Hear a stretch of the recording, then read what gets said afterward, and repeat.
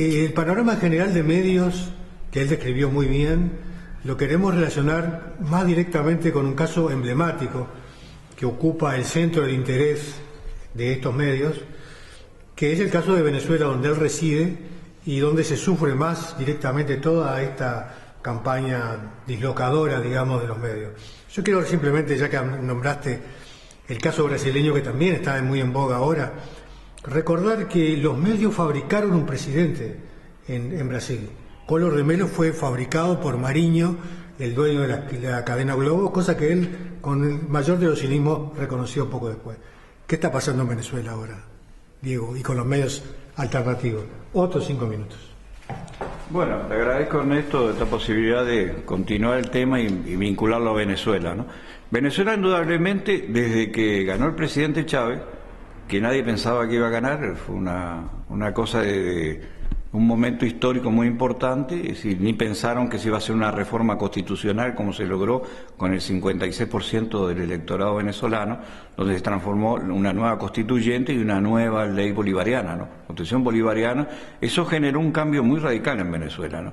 Bolívar indudablemente representaba para la izquierda venezolana un líder, para la derecha venezolana representaba un oprobio, increíblemente, ¿no? Porque indudablemente fueron desmistificados las ideas de Bolívar, un poco por la parte de Colombia, que era Santander, y un poco por la parte de Páez, que era la parte venezolana.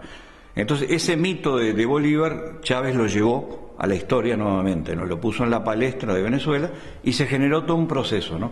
Y entonces hoy, increíblemente, vemos como a nivel comunicacional se ha creado la idea de que Venezuela es el lugar donde se violan los derechos humanos, es el lugar donde se crea indudablemente el tema narcotráfico, se habla del paraíso narcotráfico, en varios gobiernos, sobre todo se ha dicho Estados Unidos, y entonces increíblemente esta realidad que se muestra es creada en los laboratorios de información mediática que se dan en Estados Unidos, se dan en los medios, se dan en el Departamento de Estado y se dan indudablemente en aquellos países que juegan un papel en América Latina de ser servidores o participar de la política de Estados Unidos en la integración de América Latina, buscando la ruptura indudablemente y la obtención de los mercados productivo de petróleo, de otras, en el caso, ¿no? Y en el caso de Venezuela, concretamente, el eje de la tormenta es el petróleo. Venezuela tiene las reservas más grandes de América Latina, del mundo, perdón, de petróleo, entonces es un país que indudablemente ha tenido una dignidad, es decir, Venezuela logró algo que hay que reconocer, que es la independencia y la soberanía, ¿no? Para poder llevar adelante el petróleo, que anteriormente era un producto. Esto generó indudablemente.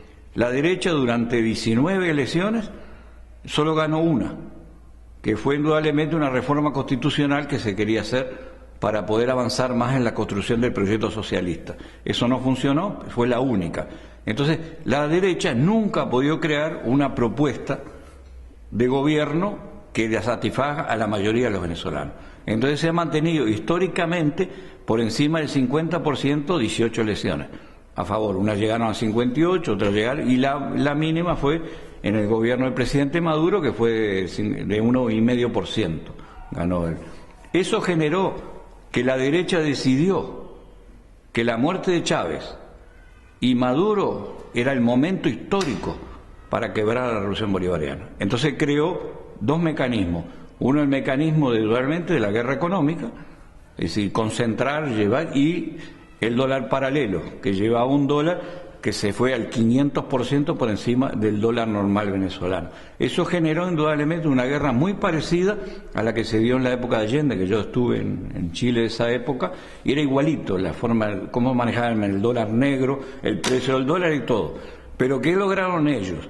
Que en el caso de Venezuela se da el fenómeno que la mayoría de la distribución de los alimentos en Venezuela eran producto de la empresa privada y siguen siendo, así que el chavismo o la revolución bolivariana o el propio Chávez no logró crear en Venezuela en estos 14, 15 años de su vida, de crear una distribución del gobierno o de los sectores populares, sino que siempre estuvo en manos de la empresa privada.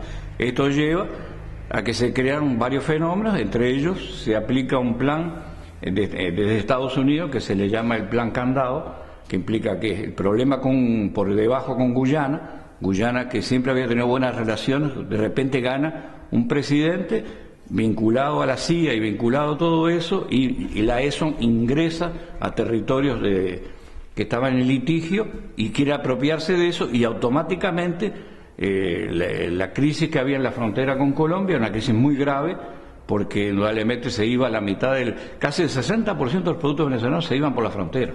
Eso no lo dicen los medios, no lo dice nada. Entonces Maduro toma una decisión de esa histórica y decide cerrar la frontera.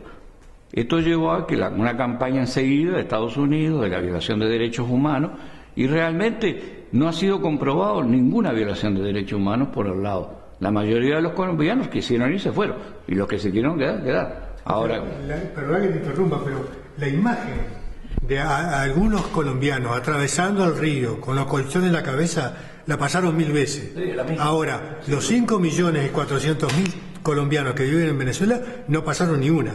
Eso no se sabe. Claro. Entonces vos ves, por ejemplo, y para darte un ejemplo de esa impunidad de Colombia, en el año, no en el gobierno de chavista, sino en el gobierno anterior, de Lucinche, que era Acción Democrática, crearon una ley que no era ni aprobada por el Congreso, que la gasolina que fuera contrabandeada de Venezuela se transformaba en productos colombianos, y hoy automáticamente con toneladas de combustible se robaban.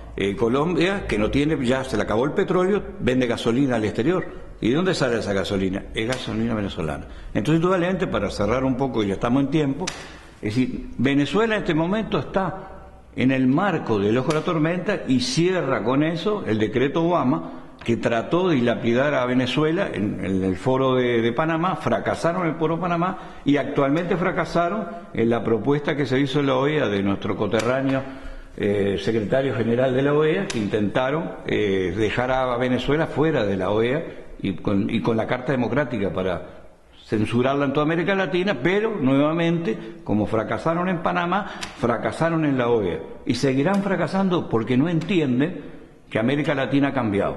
América Latina no es el patio trasero de aquella Estados Unidos, cuando no pudieron poner los TLC, se acabó la hegemonía de Estados Unidos en América Latina. Pero por supuesto, Estados Unidos tiene todas las formas para, si quiere, invadir y atacar nuestros países.